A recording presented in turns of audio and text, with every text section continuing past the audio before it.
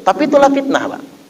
Orang awam gampang betul fitnah, apalagi kena fitnah, apalagi fitnah mengatasnamakan agama.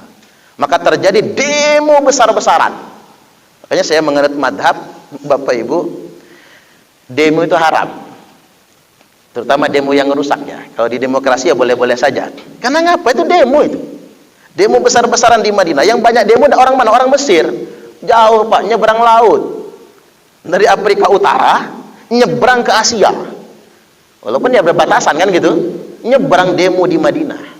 Jadi kata Utsman, pulanglah ke Mesir, nanti saya akan memenuhi tuntutan kalian semua. Begitu pendemo pulang ke Mesir, ya kayak demo 212 lah gitu. Begitu pulang ke kampung masing-masing, keluar pemalsuan cap khalifah. Yang memasukkan cap khalifah siapa? Abdul Malik bin Marwan. Marwan bin Al-Hakam. Marwan bin Al-Hakam kan katib, Pak, sekretaris khalifah. Makanya hati-hati yang jadi ketua-ketua itu, hati-hati. Kalau dibohongin sekretarisnya loh, jangan macam-macam. Sekretaris yang megang stempel itu. Orang pimpinan yang nggak tangga tangan, sekretarisnya yang ngecap. Dalam surat khalifah Utsman bin Affan yang distempel oleh Marwan bin Al-Hakam, ditujukan kepada gubernur Mesir. Nanti masa demonstrasi ini kalau pulang, pancung mereka semua. Nah, surat itu bocor oleh massa. Karena bocor, kelihatan, waduh, bohong nih Utsman. Katanya dia akan memenuhi tuntutan kita, malah dia memerintahkan membantai kita. Balik lagi ke Madinah, Pak. Kepung Madinah 40 hari 40 malam. Malam ke-40 Khalifah Utsman sedang tahajud. Penuh rumahnya sesak. Orang manjat dinding rumahnya. Manjat dinding rumahnya, penuh dalam kamar. Khalifah Utsman sedang sholat. Selesai sholat, beliau nggak ngerespon. Pokoknya orang-orang di depan beliau sholat itu nggak dipedulikan. Beliau membaca Al-Quran. Dan nggak tahannya, masa demonstrasi langsung ditusuk ulu hatinya, tembus ke belakang. Darah muncrat, sesuai dengan apa yang dikatakan Nabi. Utsman akan mati dalam keadaan darah membasahi Al-Quran. Sesuai dengan apa yang disabdakan oleh Nabi. Dan sampai hari ini, Pak, para ulama ahli sejarah nggak berani menyebutkan siapa yang menusuk dadanya Utsman. Karena mereka sahabat Nabi semua. Nggak berani nyebutin. Selalu diambangkan. Selalu disamarkan yang menusuk dadanya. Jadi bukan Abu Jahal, bukan anak buahnya Abu Lahab, bukan kafir Quraisy, tapi sesama sahabat Nabi sendiri. Ya gara-gara fitnah itu. Sampai belakang. Sekarang begini. Beliau itu umur 79 tahun. Bisa apa sih kakek-kakek umur 79 tahun? Kok sampai digitukannya oleh masa demonstrasi? Nah, itulah fitnah. Itulah yang namanya hoax, berita bohong. Kalau sudah terlanjur menyebar, maka wafatlah Khalifah Utsman. Dan waktu itu orang buru-buru membaiat Ali bin Abi Thalib. Karena kan tidak boleh kosong kekuasaan, itu tidak boleh. Sehari saja nggak boleh kosong kekuasaan. Semalam pun tidak boleh. Hanya saja Imam Ali dinilai terlambat menangkap dan mengeksekusi pembunuh Utsman. Apa yang terjadi? Muncul fitnah baru. Sebetulnya Ali lah dalang pembunuh Utsman. Subhanallah, fitnah apa lagi, Pak? Maka terjadi demo besar-besaran di Basrah. Yang memimpin demo Aisyah Ummul Mukminin. Nah, ini kejadian. Saya selalu menyimpulkan begini, Pak. Korban fitnah itu bukan orang jahat. Korban hoax politik, hate speech, ya adu domba itu bukan orang jahat. Selalu orang baik. Saya mengatakan Aisyah korban dari orang yang menyebarkan berita bohong. Korban dari tukang fitnah. Mengapa orang baik itu korban? Karena orang baik merasa tidak pernah membohongi orang lain. Karena dia merasa tidak pernah membohongi orang lain, maka dia yakin orang tidak akan membohongi dirinya. Polos, orang baik itu polos, Pak. Coba kita ngajak preman bohong, ketawa dia, Pak. Kata preman, itu mah kerjaan gua kali, nggak usah diajarin lagi bohong itu, udah kerjaan saya. Kita susah memanipulasi penipu, nggak bisa, Pak. Kita nipu dia, nipu balik dia. Yang bisa ditipu tuh orang baik. Makanya habis kejadian perang Jamal, Aisyah itu nangis sampai wafat, beliau menangis terus. Kalau waktu bisa diulang, itu tidak akan pernah terjadi, kata Aisyah. karena saya ditipu oleh tukang fitnah, saya ditipu oleh tukang adu domba. Tapi memang kejadian 18.000 sahabat Nabi wafat meninggal dunia, campur tabiin waktu itu ya. 18.000, 15.000 dari kubu Aisyah Ummul Mukminin, 3.000-nya dari kubu Imam Ali karamallahu wajhah. Perang saudara itu, bukan lawan Persia, bukan lawan Romawi, perang saudara. Itulah namanya silang sengkarut kepentingan politik. Itulah yang terjadi pada akhirnya. Yang kedua, setelah itu 6 bulan, nggak jauh jaraknya, walaupun beda tahun, tapi kan 6 bulan jaraknya. Muawiyah yang melakukan protes, maka terjadi perang Siffin, perang Jamal 18.000, perang Siffin 80.000 sahabat Nabi wafat meninggal dunia. Ini luar biasa di perang Siffin itu. Sahabat dan tabiin ya Pak, tabiin meninggal dunia. Waktu itu saya baca datanya, jumlah umat Islam di zaman kekhalifahan Ali itu baru sekitar 250.000 orang. Jumlah umat Islam, nggak tahu tuh yang didata laki-lakinya aja apa sama istrinya juga, sama anak-anaknya ya. 250.000 orang, kira-kira begitu jumlah waktu itu. Cuman yang meninggal Pak 80.000. Artinya ngontrol orang yang 250.000 orang saja nggak mudah ketika fitnah sudah terjadi. Makanya hebat negara kita ini, negara kesepakatan Indonesia ini. 270 juta jumlah rakyat kita Pak. Ngontrolnya nggak mudah ini, nggak mudah. Mengendalikannya biar akur itu nggak mudah. Karena di zaman Ali cuma 250.000, segitunya keadaannya. Konfliknya sedemikian rupa. Nah, 80.000 sahabat Nabi wafat meninggal dunia. Sampai ada terjadi tahkim antara Muawiyah dan Ali. Baik, itu panjang sejarahnya. Sampai Khawarij kemudian menyatakan diri, berlepas diri dari pemerintah Ali bin Abi Thalib karena Ali menerima tahkim Muawiyah. Muawiyah kafir karena bughoh, memberontak kepada pemerintah yang sah. Kemudian Ali kafir karena memaafkan orang yang sudah bughoh. Maka muncul kelompok Khawarij. Sampai endingnya mereka melakukan pemberontakan. Capek Pak, Ali bin Abi Thalib itu capek betul memerangi Khawarij itu. Saya membaca sebuah riwayat itu, Imam Ali itu nangis dulu sebelum perang sama Khawarij. Nangis dulu. Sahabat bertanya, ya Rasul, mengapa nangis memerangi Khawarij itu? Memerangi mereka semua. Karena yang akan kita perangi hari ini, kata Ali, adalah orang yang tak pernah tidur di akhir malam, yang bacaan Qur'annya fasih, yang akan kita perangi ini. Kan hadisnya sahih semua ya Pak. Yakhruju qaumun min ummati, akan keluar sekelompok orang di tengah-tengah umatku, yaqra'unal Qur'an, mereka semua fasih membaca Al-Qur'an. Laisa qira'atukum ila qira'atihim bisyai', di mana bacaan Quran kalian tidak ada apa-apanya dibandingkan dengan bacaan Quran mereka. Itu orang-orang Khawarij zaman itu Bapak Ibu, hafal Quran 30 juz. Dan diriwayatkan mereka tuh kalau sholat tahajud, sekali tahajud bacaannya 5 juz Al-Quran itu. Wala sholatukum ila sholatihim bisyai', di mana sholat kalian tidak ada apa-apanya dibandingkan dengan sholat mereka. Wala siyamukum ila siyamihim bisyai', puasa kalian tidak ada apa-apanya dibandingkan dengan puasa mereka.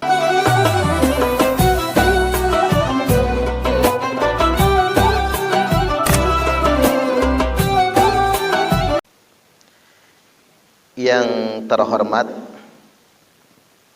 Kepala Badan Kesbangpol Provinsi Lampung, Bapak Dr. Andes Haji Muhammad Firsada MSI. Beliau tadi ngasih pengarahan kayak kiai,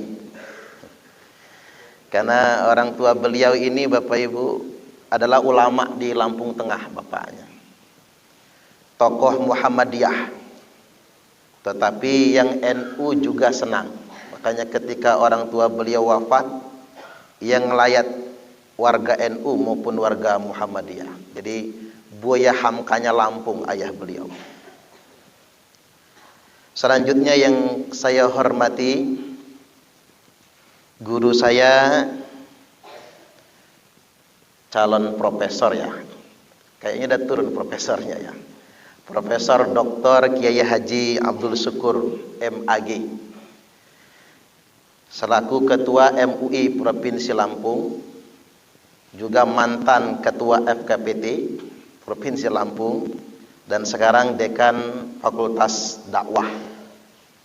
Selanjutnya yang saya hormati, dari Direktorat Intelkam Polda Lampung, hadir bersama kita Bapak AKBP Rizal Mukhtar, yang ngomong R-nya agak beda ya, mirip orang Lampung Pak, padahal Bugis ya, orang Bugis susah ngomong R juga, beserta segenap jajaran Intelkam Polda Lampung. Ada sahabat saya Pak Sukadi yang sering betul ngobrol diskusi sama saya di rumah. Selanjutnya yang saya hormati Satgaswil Densus 88 Lampung, yang diwakili oleh sahabat saya dan kakak saya Pak Kompol Sumarna yang ganteng. Pak Sumarna ini kalau di mana-mana orang ngomongnya ganteng, manis gitu ya. Enggak serem soalnya Pak ya, kelihatan manisnya. Selanjutnya yang saya hormati dari Direktorat Binmas Polda Lampung, saya lupa namanya tadi Pak. Pak Dwi ya Pak. Pak Dwi yang manis dan ganteng juga. Selanjutnya kedua narasumber utama kita. Jadi saya ini bukan narasumber Pak, penceramah aja ya. Kedua narasumber utama kita Ustadz Nasir Abbas. Saya nyebutnya doktor, padahal beliau belum pernah S1, S2, S3 belum pernah. Mantan Ketua Mantiki 3 ya, Jamaah Islamiyah, dan merupakan pimpinan Jamaah Islamiyah termuda sedunia internasional. Subhanallah. Nanti kita bisa mendengar wawasan dari beliau. Izin Ustaz, nanti saya record, nggak apa-apa ya, ceramahnya aja yang saya record, nggak apa-apa, buat minimal saya bisa ngambil ilmunya. Selanjutnya juga hadir bersama kita narasumber kedua Ustadz Abdul Haris atau Haris Al-Falah. Ini keren juga, mantan Ketua JAT ya, Jakarta. Keren, subhanallah. Pengalaman beliau juga mudah-mudahan sangat bermanfaat buat kita semua. Baik, juga hadir bersama kita di sini banyak para ustadz. Bahkan ada guru saya, Bapak Ustadz Agus Supriyadi LC. Minta izin Ustadz saya ceramah di sini. Beliau sengaja nggak pakai peci, biar nggak kelihatan ustadznya gitu ya. Udah nyumput pakai masker, masih kecilan juga.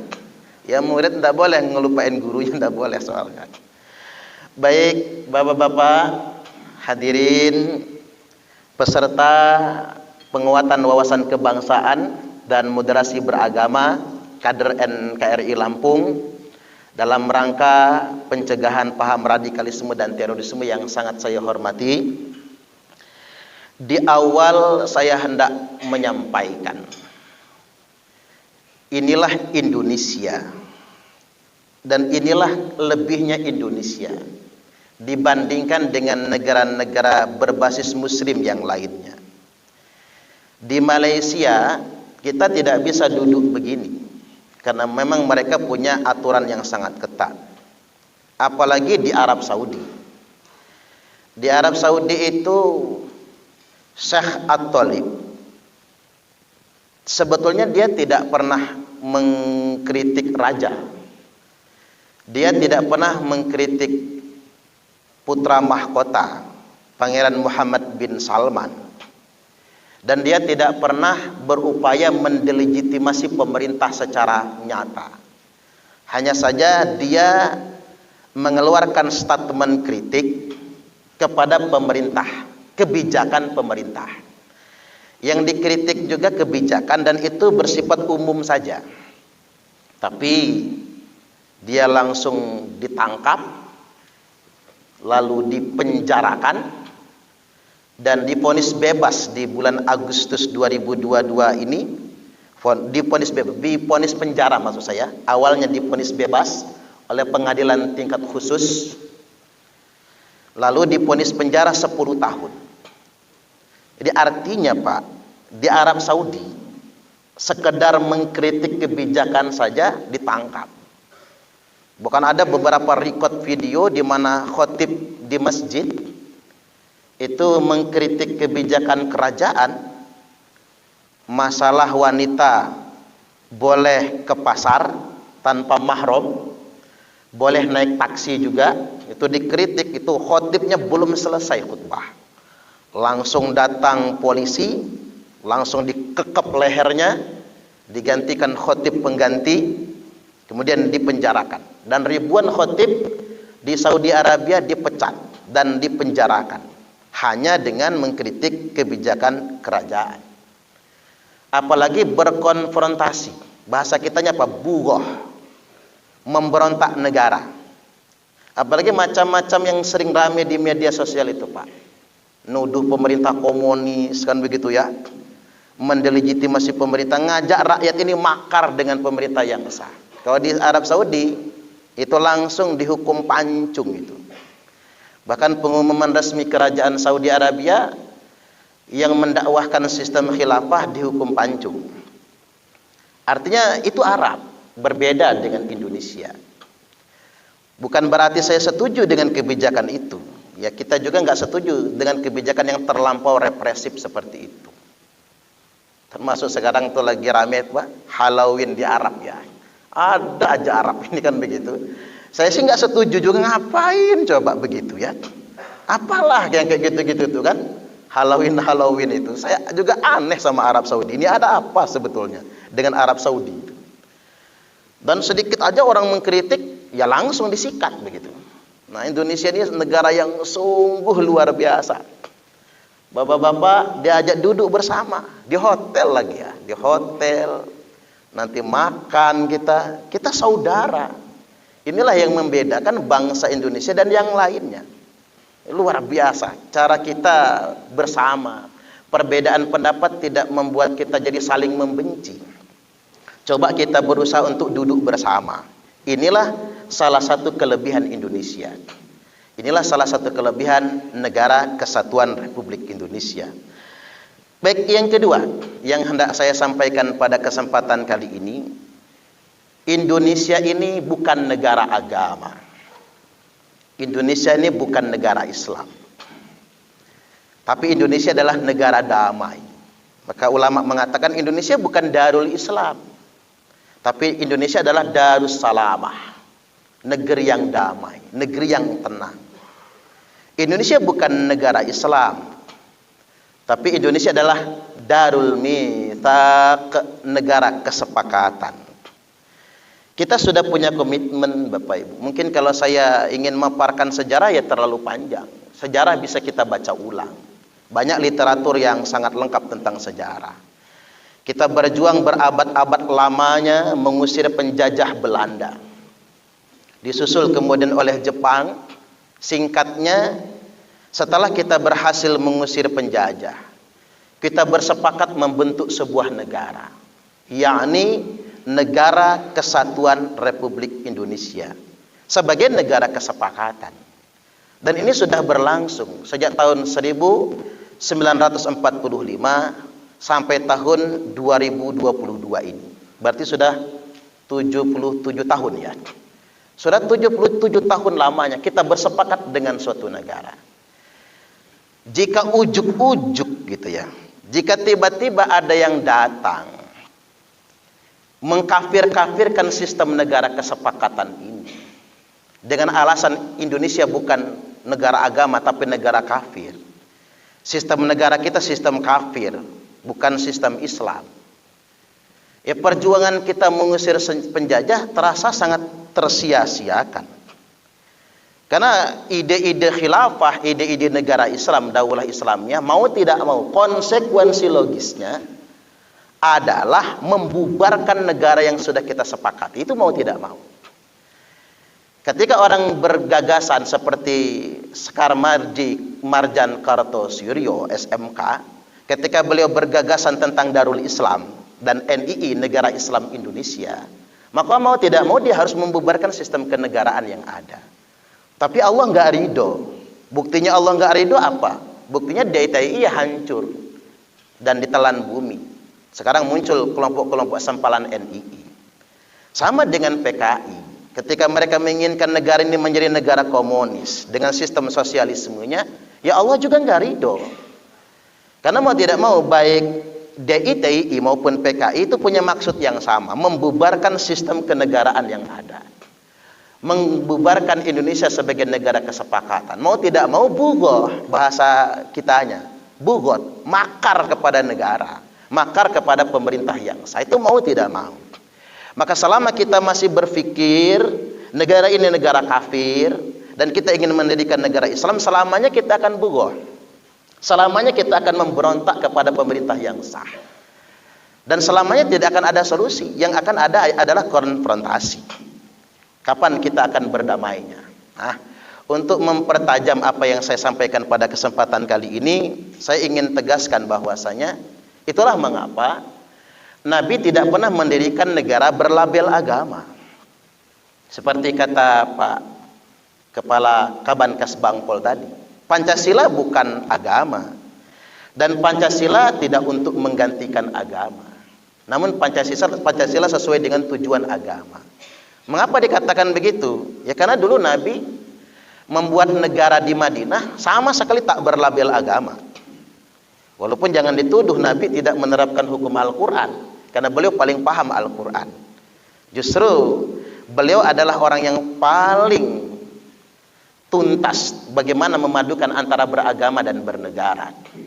Beliau bersepakat bukan cuma untuk umat Islam, semua suku yang ada di Madinah dan semua agama yang ketika itu masih ada, Yahudi, agama Nasrani dan lain sebagainya. Lalu bersepakat membuat sebuah negara, yakni negara Madinah. Lalu dasar negaranya jelas-jelas konstitusinya bukan Al-Quran. Makanya menurut saya, ketika orang muslim masih berpikiran dasar negara, konstitusi negara kita harus disebutkan Al-Quran, hadis, itu sudah salah. Ketika orang berpikir dan punya konsep negara kita harus Al-Quran dasarnya, terlabelkan Al-Quran, itu sudah salah. Karena Nabi tidak pernah menjadikan Al-Quran sebagai label konstitusi sebuah negara. Mengapa demikian? Ketika Quran dijadikan konstitusi, maka turun kelas dia, Pak. Al-Quran itu kan wahyu Allah. Sedangkan konstitusi itu produk manusia. Maka karena dia produk manusia, dia bisa diamandemen, diotak-atik. Nanti Al-Quran kalau jadi konstitusi, masa kita berani ngotak-ngatik Quran? Atau ada gagasan, Al-Quran tidak efektif lagi, maka kita amandemen. Ya kacau itu namanya. Maka Al-Quran nggak boleh turun kelas. Dia adalah wahyu Allah. Sedangkan konstitusi adalah kesepakatan manusia. Nah, Nabi membuat dasar negara namanya Sahifatul Madinah, piagam Madinah. Itu jelas sekali yang sedemikian rupa. Dan Nabi tidak pernah mendirikan negara dengan label agama, tapi beliau mendirikan negara sebagai sebuah negara kesepakatan. Nah, ini dijiplak oleh para pendiri bangsa kita. Kita bikin negara kesepakatan namanya Negara Kesatuan Republik Indonesia. Ini udah jelas banget sebetulnya buat kita semua. Yang berikutnya, ketika ide-ide keagamaan bersilangan dengan kepentingan politik, inilah yang akan jadi persoalan. Saya coba ingin bukan mendikte ya, mungkin kita bisa flashback lah masing-masing, ngaji di kitab masing-masing nantinya. Mana kitab yang lebih kita biasa jadikan rujukan ya. Saya ambil contoh sederhana misalnya. Nabi wafat di waktu duha tanggal 12 Rabiul Awal tahun ke-11 Hijriah. Ini Nabi itu wafatnya di hari kelahirannya. Makanya rata-rata ini, tapi bukan hukum ya Pak. Rata-rata umat Nabi juga akan diwafatkan di hari kelahiran, rata-rata. Makanya bapak-bapak yang lahirnya hari Kamis siap-siap. Jangan-jangan hari ini matinya ya. Karena nurun nabinya. Nah, Nabi ketika wafat hari Senin, kan kita ingat dalam riwayat disebutkan Nabi dimakamkan malam Rabu. Padahal kan pantangan. Coba kalau kita mengikuti sunnah Nabi. Jadi kalau meninggal dunia tunda pemakaman sampai 2 hari lebih. Kan haram, nggak boleh sengaja menunda-nunda pemakaman itu. Tapi Nabi sendiri dimakamkan pada malam Rabu. Kalau saya ditanya jamaah, apa alasannya Ustaz? Ya itu kan spesial, hanya buat Nabi saja. Karena jenazah Nabi tak dimakan bakteri. Kita meyakini jenazah Nabi itu suci, masih utuh sampai sekarang dan sampai hari kiamat nanti. Walaupun ada paham dulu yang mengharamkan ada makam Nabi di Masjid Nabawi. Pertama kali berdirinya kerajaan Saudi Arabia, Ibnu Saud mengatakan haram ada makam di dalam masjid. Maka tidak boleh sholat kalau ada makam di situ. Maka dulu ada upaya untuk memindahkan makam Nabi. Oh, tragedi itu. Maka Kiai Haji Hashim As'ari, pendiri Nahdlatul Ulama, membuat komite Hijaz dan mengeluarkan ancaman kepada Raja Arab.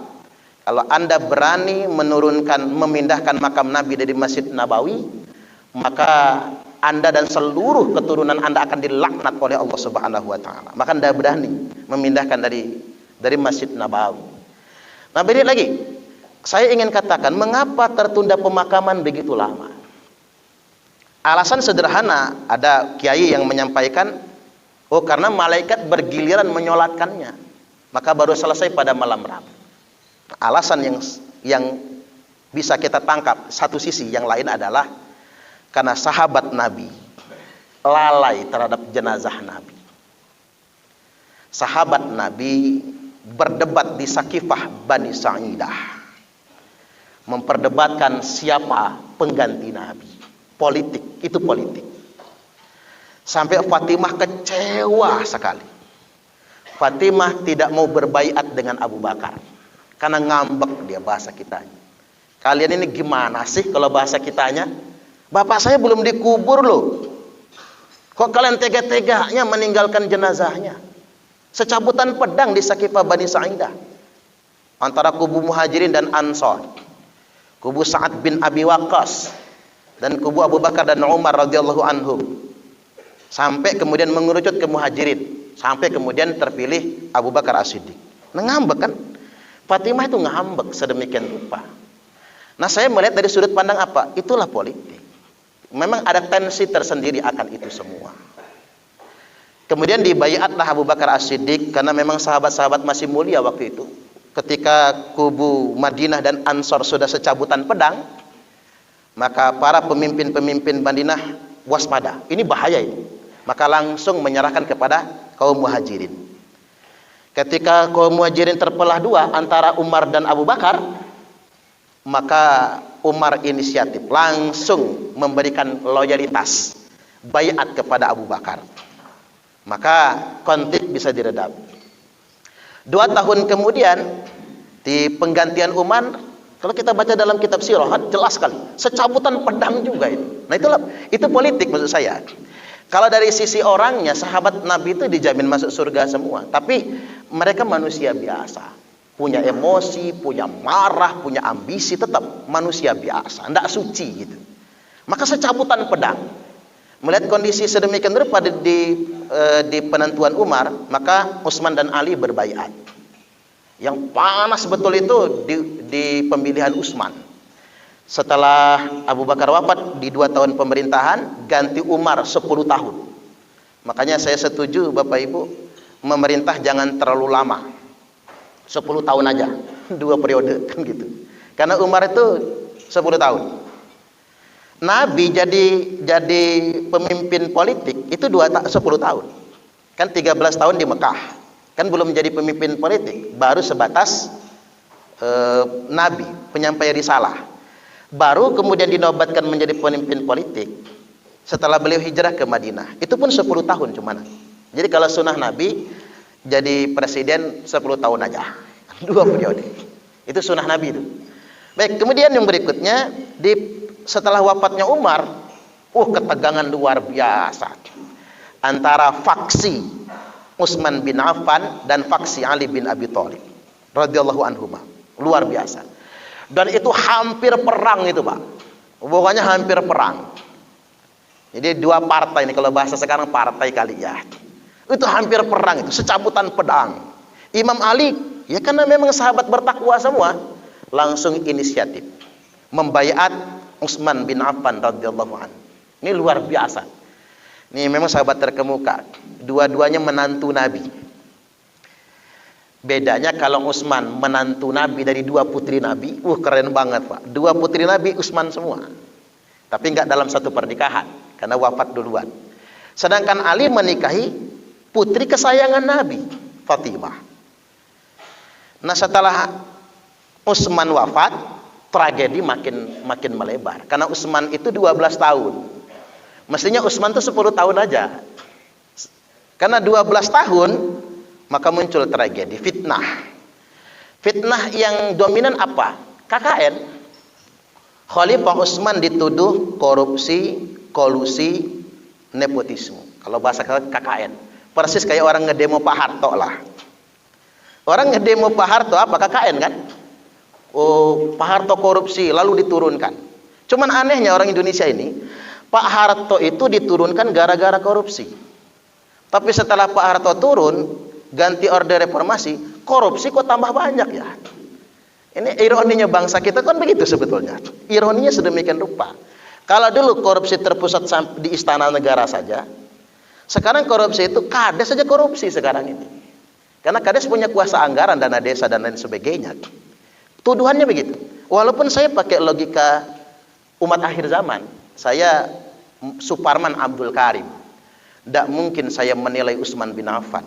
Karena Khalifah Utsman sahabat Nabi yang dijamin masuk surga, menantu Nabi dari dua putri Nabi. Tidak mungkin.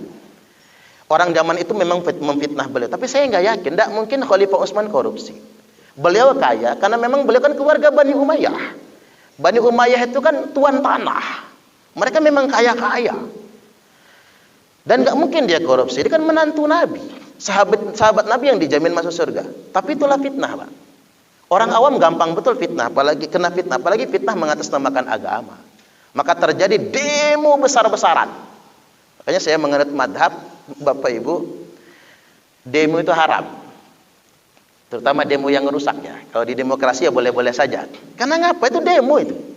Demo besar-besaran di Madinah. Yang banyak demo orang mana? Orang Mesir. Jauh Pak, nyebrang laut. Dari Afrika Utara, nyebrang ke Asia.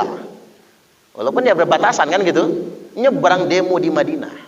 Khalifah Utsman mengatakan, semua tuntutan kalian kupenuhi. Orang nuntutkan begini, Utsman terlihat kaya, yang pertama. Yang kedua, waliul balad, gubernur-gubernur wilayah provinsi itu rata-rata keluarga Utsman semua gitu. Itu mereka menganggap itu nepotisme, orang Bani Umayyah semua. Jadi dianggap nepotisme jadinya. Jadi kata Utsman, pulanglah ke Mesir, nanti saya akan memenuhi tuntutan kalian semua. Begitu pendemo pulang ke Mesir, ya kayak demo 212 lah gitu. Begitu pulang ke kampung masing-masing,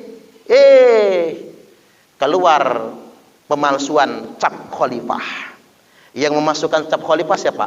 Abdul Malik bin Marwan. Marwan bin Al-Hakam.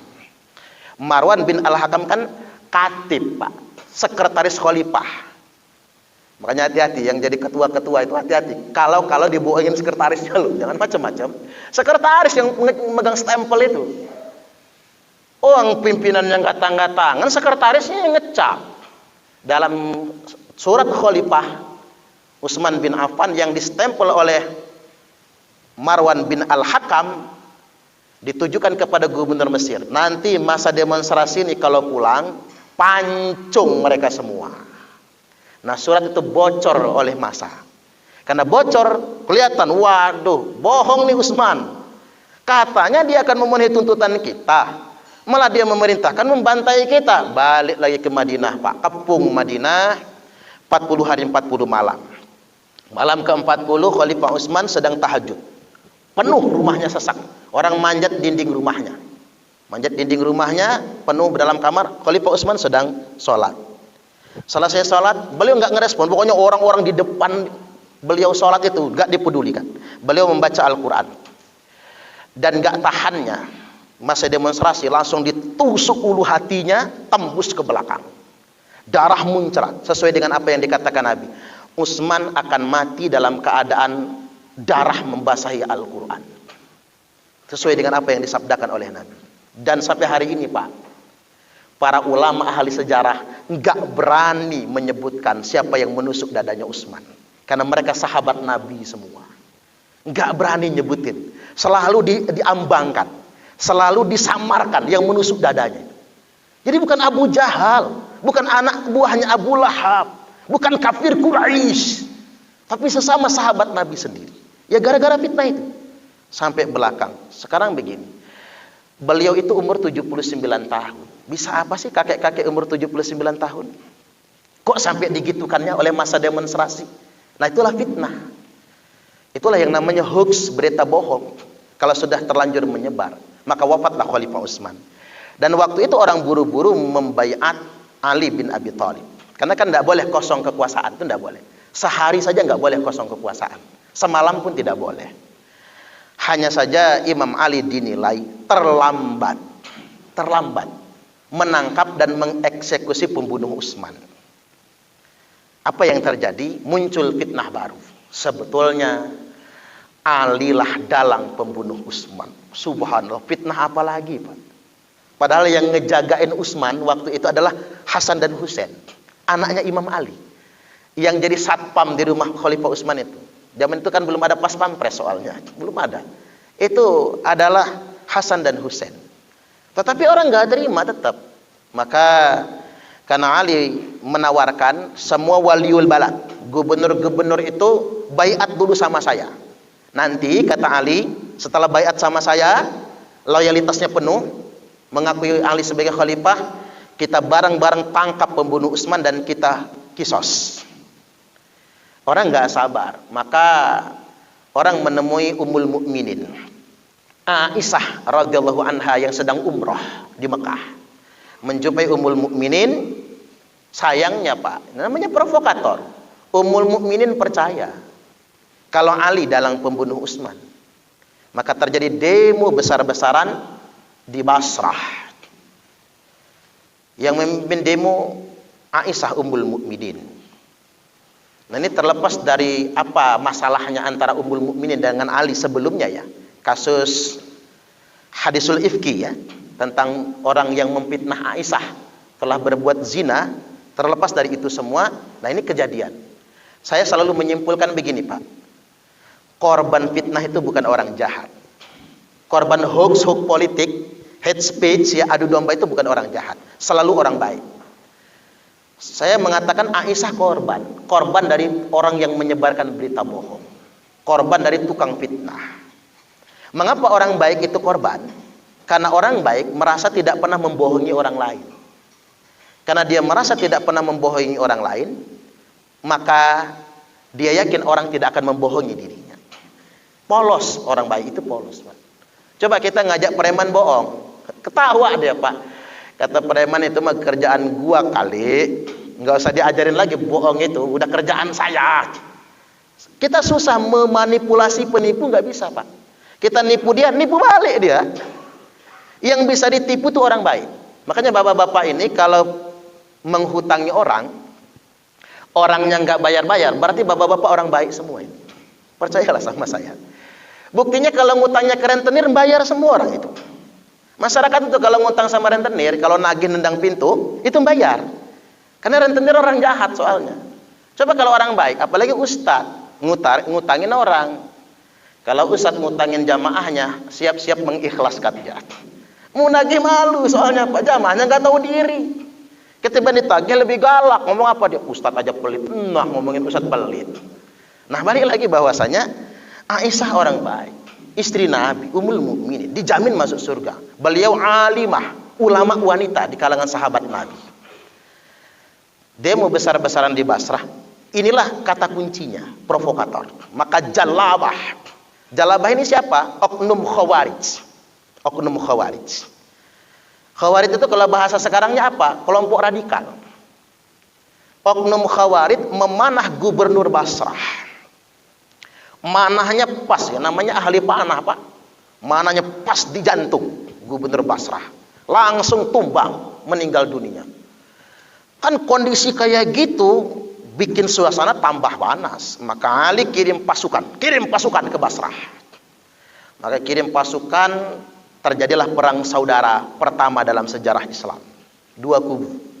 Kubu pemerintah Ali bin Abi Thalib versus kubu oposisi Aisyah Ummul Mukminin radhiyallahu anha. Bayangkan Pak, istri Nabi selawanan dengan adik sepupu Nabi, ahlul baitnya Nabi, dan menantu Nabi. Bayangkan sedemikian rupa. Walaupun amanah Imam Ali, sedikit pun Ummul Mukminin tidak boleh tergores. Maka dibuat strategi Ummul Mukminin tidak boleh terluka. Walaupun beliau pakai pedang, nggak boleh terluka. Maka strateginya apa? Dipukul tangannya biar lepas pedangnya. Sampai sedemikian rupa. Jadi kata Imam Ali, sedikit pun pakaiannya tak boleh robek. Padahal Aisyah itu Pak di medan tempur itu. Kalau model orang Indonesia itu cut mutianya Indonesia itu Pak. Jadi memang perempuan tapi berangkat tempur Ummul Mukminin itu. Jadi nggak boleh terluka sama sekali. Makanya habis kejadian perang Jamal, Aisyah itu nangis sampai wafat, beliau menangis terus. Kalau waktu bisa diulang, itu tidak akan pernah terjadi, kata Aisyah. Karena saya ditipu oleh tukang fitnah. Saya ditipu oleh tukang adu domba. Tapi memang kejadian. 18.000 sahabat Nabi wafat meninggal dunia. Campur tabiin waktu itu ya. 18.000. 15.000 dari kubu Aisyah Ummul Mukminin.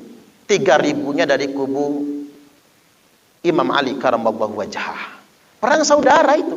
Bukan lawan Persia, bukan lawan Romawi. Perang saudara. Itulah namanya silang sengkarut kepentingan politik. Itu yang terjadi pada akhirnya. Dan saya kalau ngebaca itu kadang-kadang nggak habis pikir aja. Komandan tempurnya Aisyah itu kan Tolhah bin Ubaidillah dan Zubair bin Awam radhiyallahu anhuma. Ahli surga semua dua ini karena dijamin oleh Nabi, digaransi oleh Nabi. Kalau kayak kita ini belum digaransi Pak, nggak tahu neraka apa surga kayak kita ini. Kalau dua sahabat itu sudah digaransi, tapi di kubu Aisyah. Nah di kubu Ali bin Abi Thalib, komandan tempurnya siapa? Amr bin As, mantan gubernur Mesir, dan Muhammad bin Abu Bakar. Bisa selawanan segitunya gitu. Saya juga nggak habis pikir sampai sekarang. Saya cuma memahami inilah fitnah-fitnah politik, adu domba politik.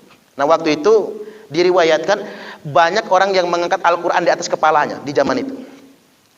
Banyak orang mengangkat Quran di atas kepalanya bersumpah Ali sudah adalah dalang pembunuh Utsman. Makanya sampai sekarang saya ingin ingatkan, kalau atas kepentingan politik, atas nama Allah, mudah sekali ngangkat Quran di atas kepala Pak. Tanda dia nggak takut sama Allah. Dia permainkan itu sumpah. Makanya jujur, saya mendukung kepolisian Republik Indonesia mempidanakan itu. Yang suka mubahalah itu. Sudah jadi tersangka itu kan? 2 orang itu sudah jadi tersangka. Karena memang mereka menyebar fitnah. Menyebar adu domba dan berita bohong. Ya tadi, kalau di Arab sudah selesai mereka itu. Kalau di Arab, model-model tukang fitnah adu domba itu sudah selesai. Untung mereka di Indonesia. Jadi bebas menggunakan media sosial untuk menyebar fitnah dan mendelegitimasi pemerintah yang sah. Jadi sampai-sampai kalau saya ngambil hikmah dari surah Al-Qalam ayat 10-11. A'udzubillahi minasyaitonir rajim. Wala tuti' kulla hallafim mahin. Jangan sekali ikut-ikutan.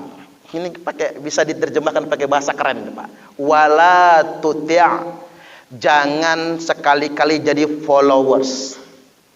Maksudnya unfollow saja gitu. Jangan sekali-kali jadi followers.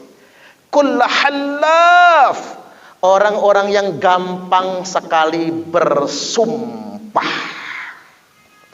Kullu halafim mahin, gampang bersumpah dan menyebar celaan.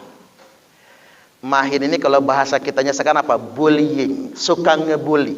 Cobalah para pengadu domba provokator politik itu Pak. Coba kita lihat cangkem-cangkemnya itu. Dia kalau ngomong pasti dikit-dikit bersumpah, dikit-dikit ngebully. Makanya hati-hati nih, jangan sekali-kali kita ngebully apalagi pakai nama hewan. Apa tuh? Kampret, kecebong, kadrun, kadal gurun ya. Itu kan nama hewan semua itu. Itu bullying. Itu menunjukkan mentalitas kita. Beda pilihan politik boleh tapi nggak harus ngebully. Betul nggak kira-kira? Apalagi menyebutkan nama-nama hewan, kecebong lah, kampret lah, na'udzubillah. Itu jangan, itu budaya yang kotor sekali, jelek sekali. Kemudian hammazim masya'im binamim. Hammazin. Kalau bahasa kitanya apa sekarang? Hate speech. menyebarkan ujaran kebencian. Masya'in, kalau kita buka di kamus, masya'in itu bahasanya wara wiri, kesono kemari, itu masya. Kesana kemari, wara wiri, muter-muter, keliling-keliling. Kalau dalam bahasa orang sekarang lebih kerennya viral. Kan itu bahasa lainnya viral, kerennya. Kerjaannya memviralkan ujaran kebencian binamim, yang endingnya tidak lain tidak bukan adu domba, provokasi. Jadi saya pikir memang boleh juga kita menggunakan surah Al-Qalam ayat 10-11 ini juga sebagai peringatan agar ada kontrol pengendalian diri kita agar tidak berlebih-lebihan. Baik, saya kembali lagi. Karena di zaman itu banyak orang yang mengatasnamakan agama, sumpah-sumpah, menyebarkan ujaran kebencian, maka korbannya Ummul Mukminin. Yang kedua, setelah itu 6 bulan, nggak jauh jaraknya. Walaupun beda tahun, tapi kan 6 bulan jaraknya. Muawiyah yang melakukan protes. Maka terjadi perang Siffin, perang Jamal 18.000, perang Siffin 80.000 sahabat Nabi wafat, meninggal dunia. Ini luar biasa di perang Siffin itu. Sahabat dan tabi'in ya Pak, tabi'in meninggal dunia. Waktu itu saya baca datanya, jumlah umat Islam di zaman kekhalifahan Ali itu baru sekitar 250.000 orang. Jumlah umat Islam, nggak tahu tuh yang didata laki-lakinya aja apa sama istrinya juga, sama anak-anaknya ya. 250.000 orang, kira-kira begitu jumlah waktu itu. Cuman yang meninggal Pak 80.000. Ya zaman itu kan tidak ada sistem tentara kayak sekarang, yang perang tentara sama polisi aja. Zaman itu kan semua laki-laki wajib keluar, kalau enggak dia dieksekusi nantinya. 80.000 sahabat. Artinya ngontrol orang yang 250.000 orang saja nggak mudah ketika fitnah sudah terjadi. Makanya hebat negara kita ini, negara kesepakatan Indonesia ini. 270 juta jumlah rakyat kita Pak, ngontrolnya nggak mudah ini, nggak mudah. Mengendalikannya biar akur itu nggak mudah. Karena di zaman Ali cuma 250.000, segitunya keadaannya. Konfliknya sedemikian rupa. Nah, 80.000 sahabat Nabi wafat, meninggal dunia. Sampai ada terjadi tahkim antara Muawiyah dan Ali. Baik, itu panjang sejarahnya. Sampai Khawarij kemudian menyatakan diri, berlepas diri dari pemerintah Ali bin Abi Thalib karena Ali menerima tahkim Muawiyah. Muawiyah kafir karena bughoh, memberontak kepada pemerintah yang sah. Kemudian Ali kafir karena memaafkan orang yang sudah bughoh. Maka muncul kelompok Khawarij. Sampai endingnya mereka melakukan pemberontakan. Capek Pak, Ali bin Abi Thalib itu capek betul memerangi Khawarij itu. Saya membaca sebuah riwayat itu, ya, Imam Ali itu nangis dulu sebelum perang sama Khawarij. Nangis dulu. Sahabat bertanya, ya Rasul, mengapa nangis memerangi Khawarij itu? Memerangi mereka semua. Karena yang akan kita perangi hari ini, kata Ali, adalah orang yang tak pernah tidur di akhir malam. Yang bacaan Qur'annya fasih-fasih. Yang akan kita perangi ini. Karena hadisnya sahih semua ya Pak. Yakhruju qaumun min ummati, akan keluar sekelompok orang di tengah-tengah umatku, yaqra'unal Qur'an, mereka semua fasih-fasih membaca Al-Qur'an. Laisa qira'atukum ila qira'atihim bisyai', di mana bacaan Quran kalian tidak ada apa-apanya dibandingkan dengan bacaan Quran mereka. Itu orang-orang Khawarij zaman itu Bapak Ibu. Hafal Quran 30 juz. Dan diriwayatkan mereka tuh kalau sholat tahajud, sekali tahajud bacaannya 5 juz Al-Quran itu. Wala sholatukum ila sholatihim bisyai', di mana sholat kalian tidak ada apa-apanya dibandingkan dengan sholat mereka. Wala siyamukum ila siyamihim bisyai', puasa kalian tidak ada apa-apanya dibandingkan dengan puasa mereka. Ini Nabi bersabda ini bukan depan kita. Kalau depan saya, ya iyalah saya emang gak ada apa-apanya. Ini depan Abu Bakar, Umar, Utsman, Ali, para sahabat radhiyallahu anhum ajmain. Saking hebatnya mereka itu. Yahkiru ahadukum amalahu min amalihim. Salah seorang di antara kalian, kata Nabi, pasti minder insecure, nggak pede kalau membandingkan amalnya dengan amal mereka semua itu. Saking rajinnya ibadah. Tapi jangan pernah tertipu, kata Nabi. Fa idza kharaju faqtuluhum. Maka apabila mereka sudah keluar, wajib memerangi mereka. Nah, kalau bukan karena perintah Nabi ini, kata Ali, saya nggak berani memerangi mereka semua. Karena sholat mereka lebih hebat dari sholat kita. Puasa mereka lebih hebat dari puasa kita. Bacaan Quran mereka lebih hebat daripada bacaan Quran kita. Sampai segitunya Imam Ali. Sampai puncaknya di bulan suci Ramadan, Imam Ali mengimami sholat subuh. Menyusup orang Khawarij, namanya Abdurrahman bin Muljam.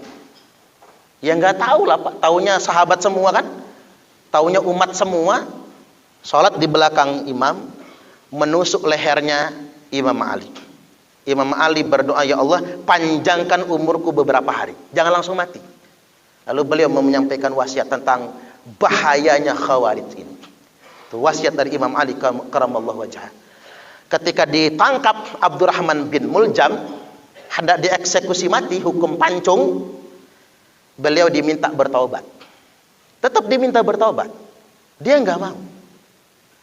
Dipotong tangannya, nggak taubat.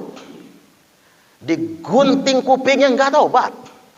Dicongkel matanya, nggak taubat. Begitu mau digunting lisannya, lidahnya, dia nangis. Kata Abdurrahman bin Muljam, kalau kalian potong lidahku tak bisa lagi membaca Al-Quran. Mohon jangan potong lidahku. Kata eksekutornya, makanya lo tobat. Kata Ibnu Muljam, ngapain saya tobat? Karena saya seumur hidup nggak pernah berbuat maksiat. Saya berhasil membunuh orang kafir pada bulan suci Ramadan. Dan itu ibadahnya besar sekali pahalanya. Jadi sampai mati Ibnu Muljam tidak pernah bertobat. Dan dia masih dalam konteks keyakinan dia benar, yang lain salah. Makanya bapak-bapak yang diajak temannya mubahalah, bapak-bapak ikrar setia NKRI. Teman kita kan ada yang nggak mau Pak, ikrar setia NKRI. Maka dia ngajak mubahalah. Satu, saya sarankan nggak usah diladen.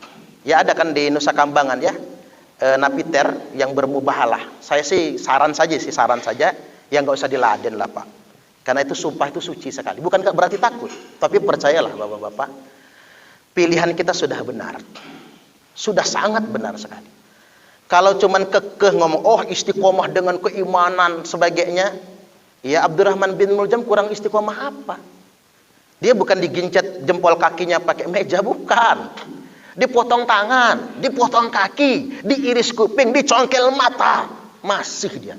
Begitu mau dipotong lidah, kirain orang tobat. Tapi apa kata dia? Jangan potong lidahku, karena aku tidak bisa lagi membaca Quran nantinya. Saking nggak mau tobatnya Pak, sampai dihukum pancung itu, nggak mau tobat sama sekali Abdurrahman bin Muljam itu.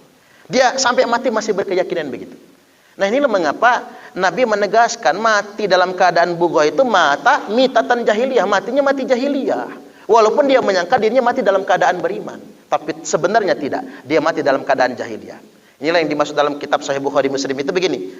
Innal abda la yatakallamu inna ahadakum la ya'malu bi amali ahlil jannah.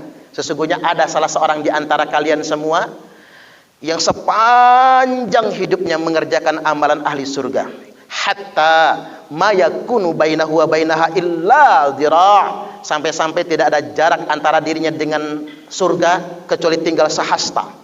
Tapi sayang, fayasbiqu alaihil kitab, ketetapan Allah mendahulunya, fayamalu bi'amali ahlin nar, sesaat lagi ajal menjemput, dia kerjakan amalan ahli neraka, lalu dia mati, fayadkhuluha, lalu dia masuk neraka. Itulah Abdurrahman bin Muljam.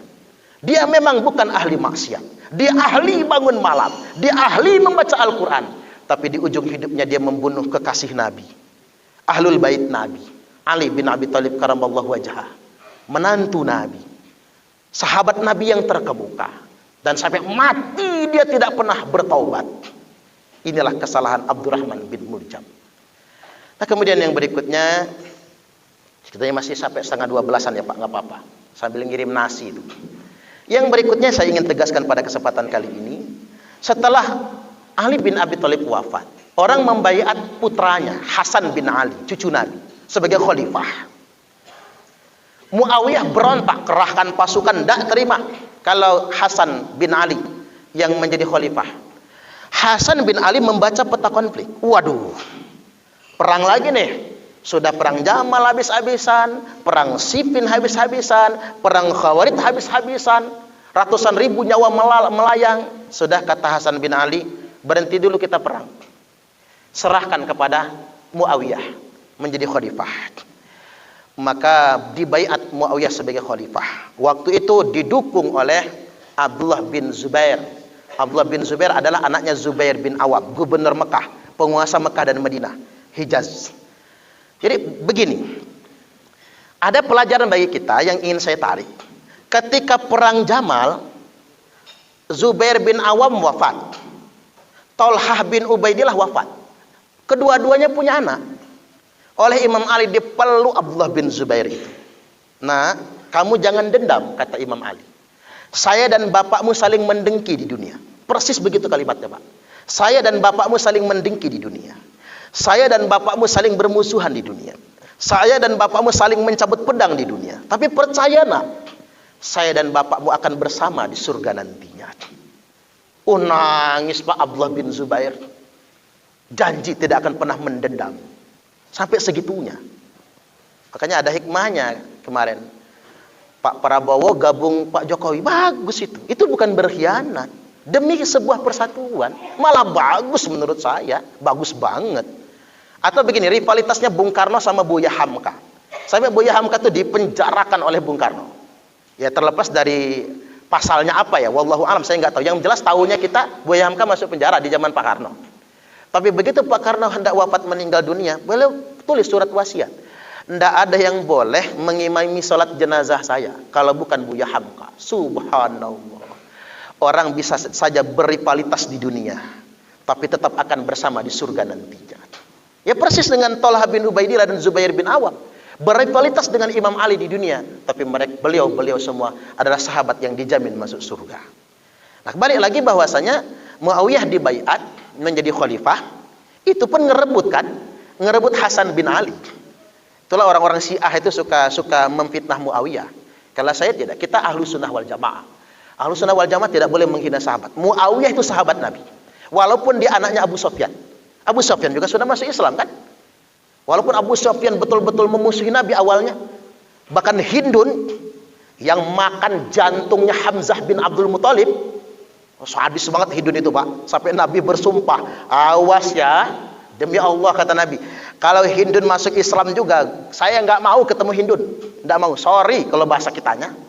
Begitu Futuh Mekah, Hindun sama Abu Sufyan masuk Masjidil Haram.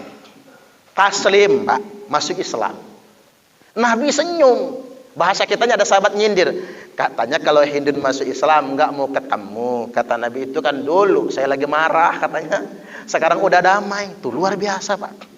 Segitunya ya. Awalnya sih kalau lagi euforia politik ya mungkin panas kan. Tapi begitu sudah pada taslim dan damai, ya memaafkan satu sama lain. Nah kembali lagi ke Muawiyah. Dia sahabat Nabi. Nggak boleh dicela. Nggak boleh dicela. Itu sahabat Nabi. Mencela sahabat kan sebuah kehinaan. Saya tadi memaparkan sejarah ini tujuannya bukan untuk mencela sahabat, tapi tujuannya biar kita mengerti ada sisi manusiawi dalam politik itu yang membuat konflik itu gampang sekali terjadi. Baik, yang berikutnya ketika Muawiyah wafat meninggal dunia, ganti anaknya Yazid bin Muawiyah. Nah, Yazid inilah laki-laki yang disebutkan oleh Nabi, fihim rijalun qulubuhum qulubus syayatin. Laki-laki yang hatinya berhati setan. Itu Yazid itu Pak. Fi jusmani insin, tapi jasadnya manusia. Itu Yazid, anaknya Muawiyah. Ini bukan sahabat, yang jelas bukan sahabat. Jahat betul orang ini. Imam Husain dipenggalnya di Karbala, padahal nggak bisa ngelawan. Imam Hasan diracun. Imam Hasan itu kan meninggal diracun. Yang ngeracun siapa? Istrinya. Yang nyuruh istrinya siapa? Yazid ini nih, kerjaan Yazid sama Ibnu Ziyad.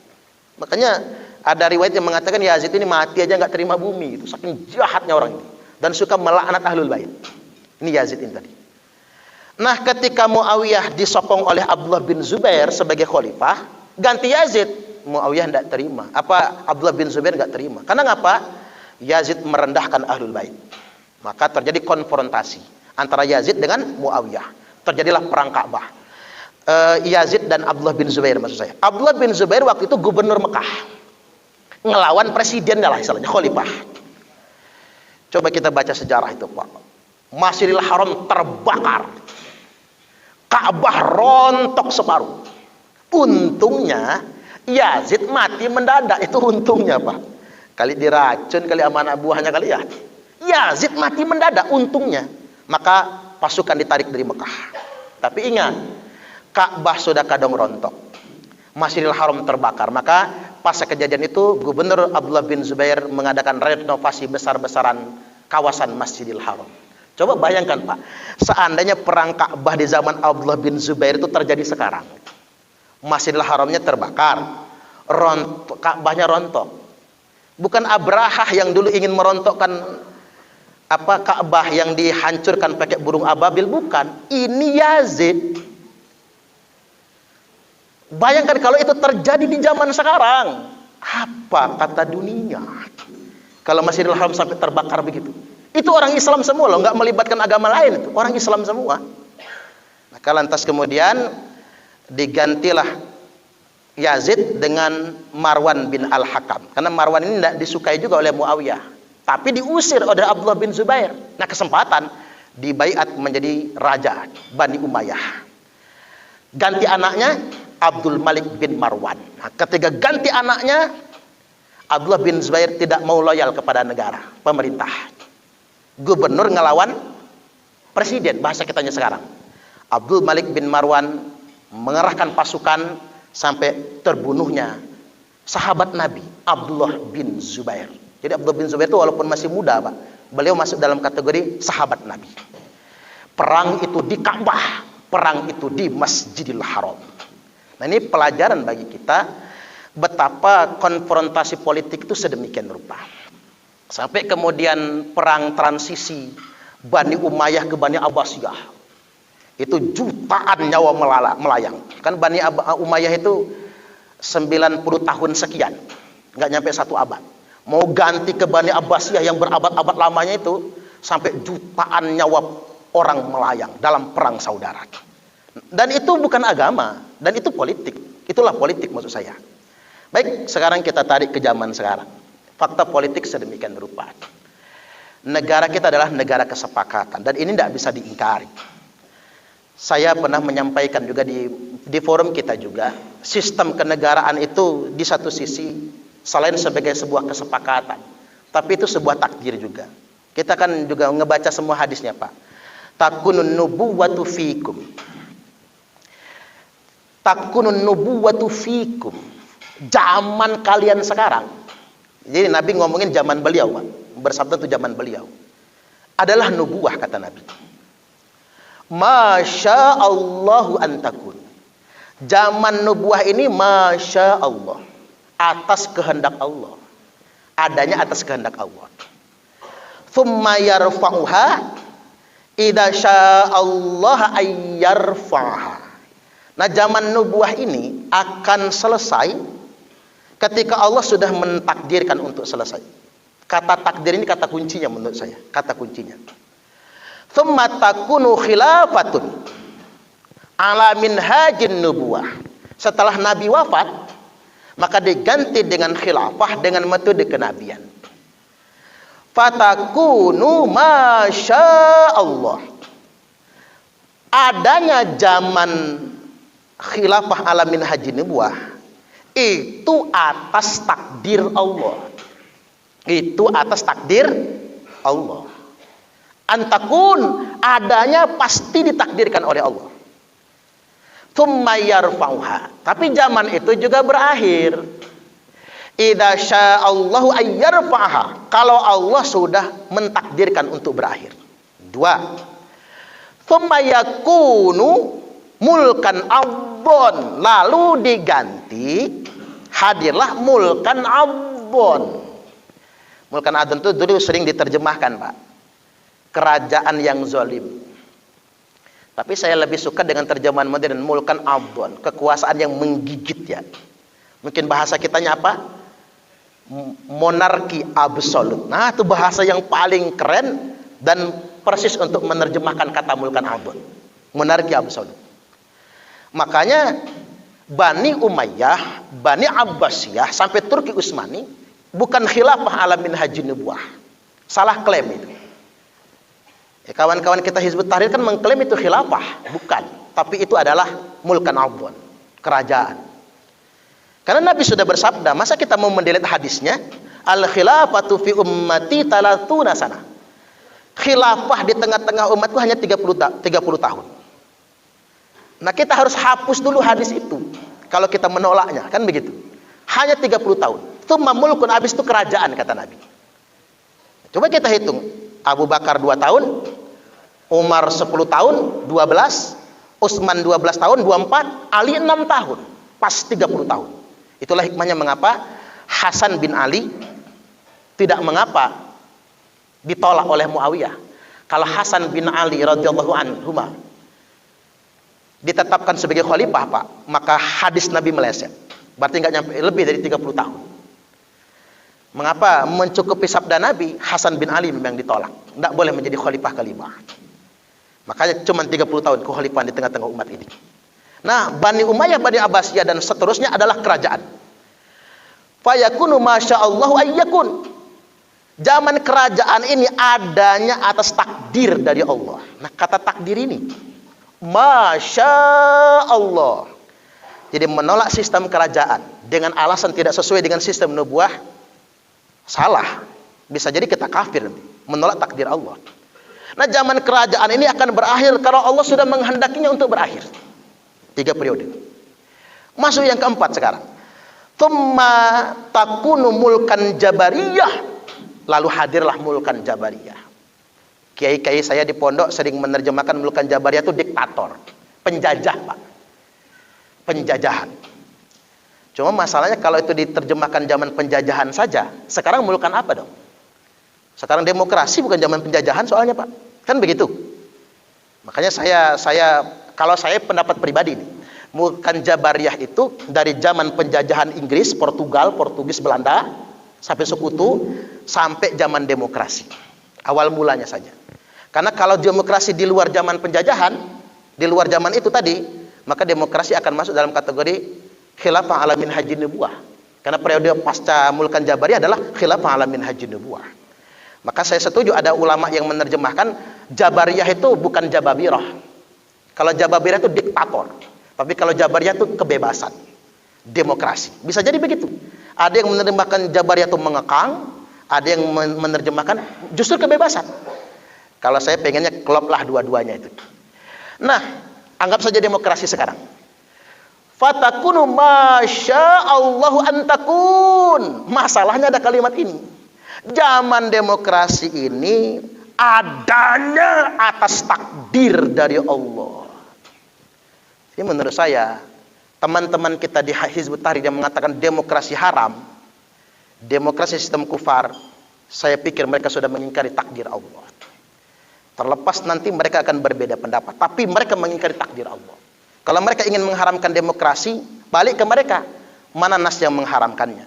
Karena kita diajarkan cepat-cepat mengharamkan sesuatu tanpa dalil, tanpa hujah yang nyata, maka qarinu syirku billah. Sama derajatnya dengan menyekutukan Allah. Tidak boleh. Kita nggak suka dengan sesuatu, jangan diharamkan. Karena mengharamkan itu sama derajatnya dengan sudah menyekutukan Allah. Karena hak menghalalkan dan mengharamkan hanya hakullahi wahdah. Hanya hak Allah semata-mata. Makhluk manusia tidak boleh mengharam-haramkan sesuatu.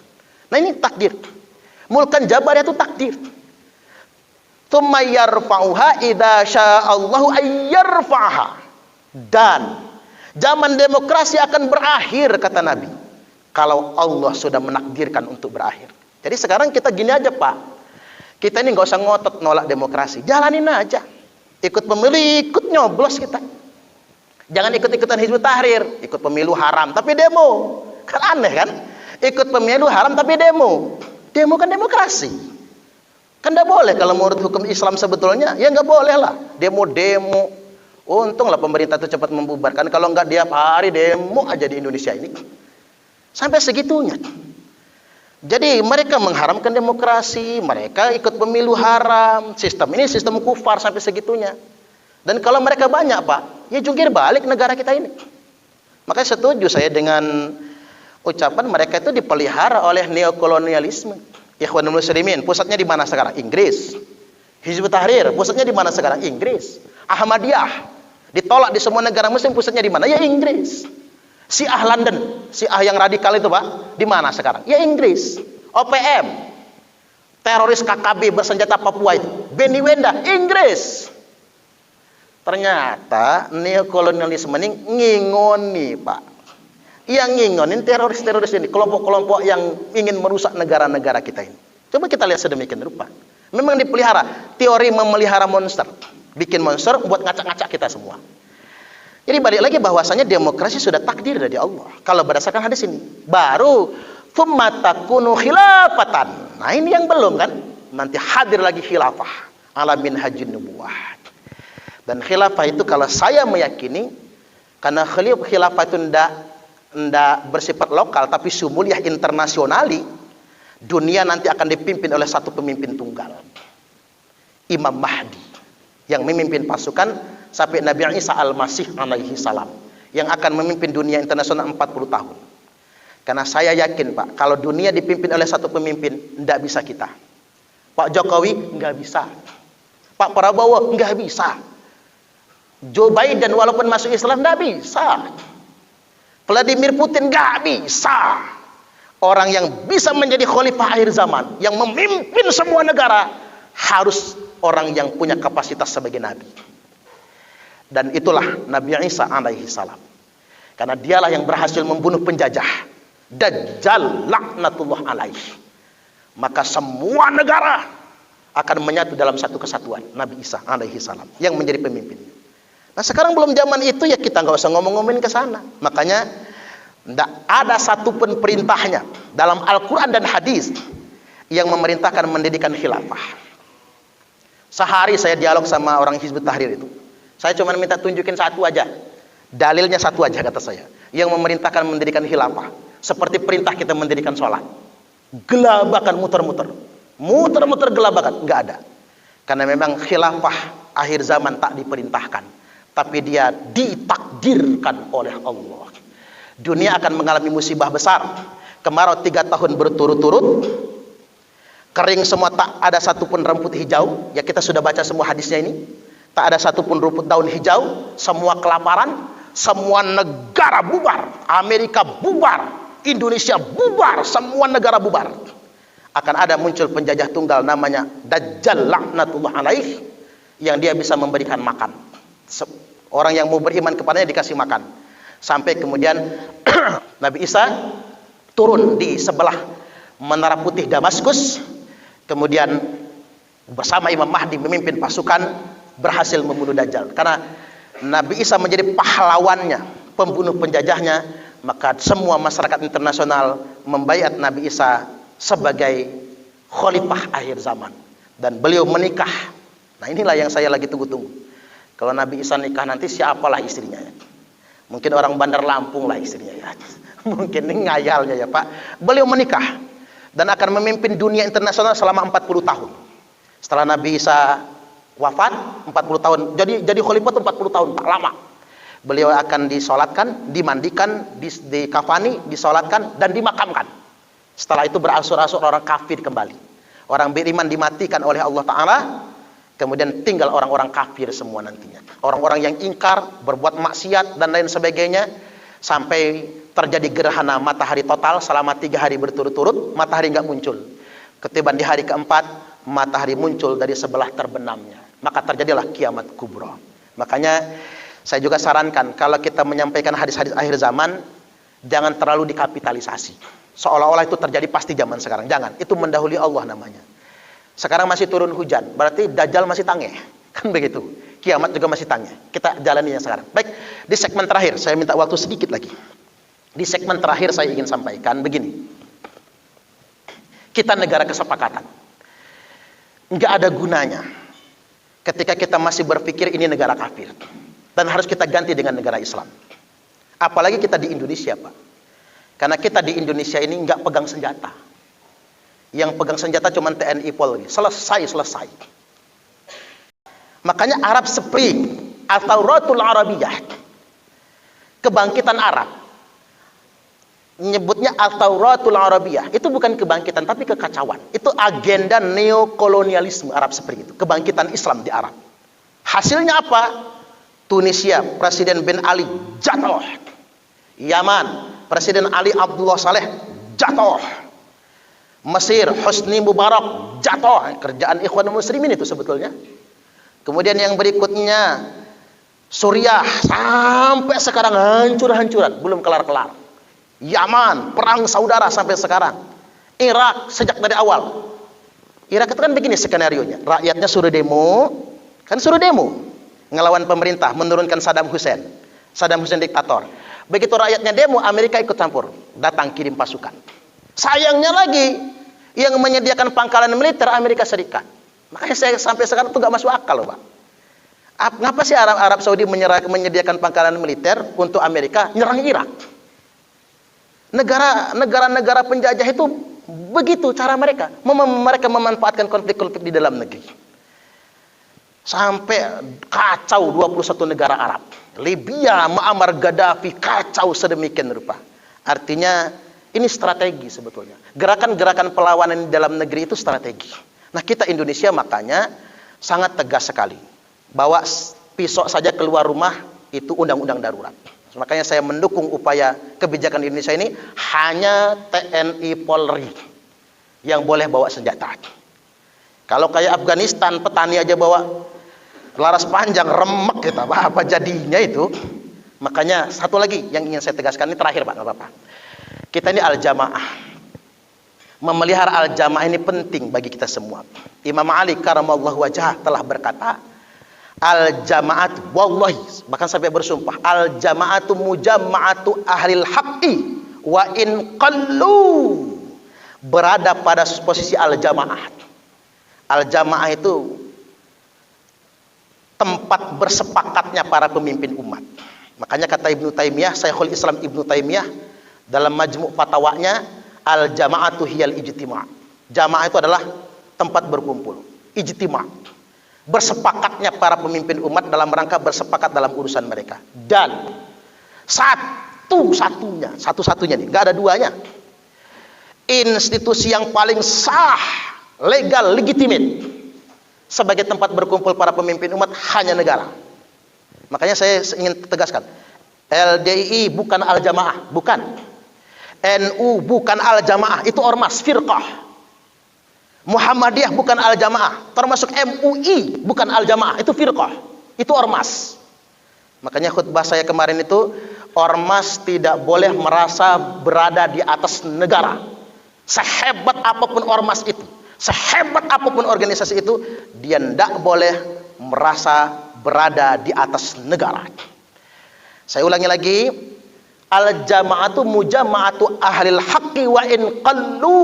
Namanya al-jamaah, setiap negara adalah berkumpulnya ahli-ahli kebenaran walaupun jumlah mereka sedikit sekali.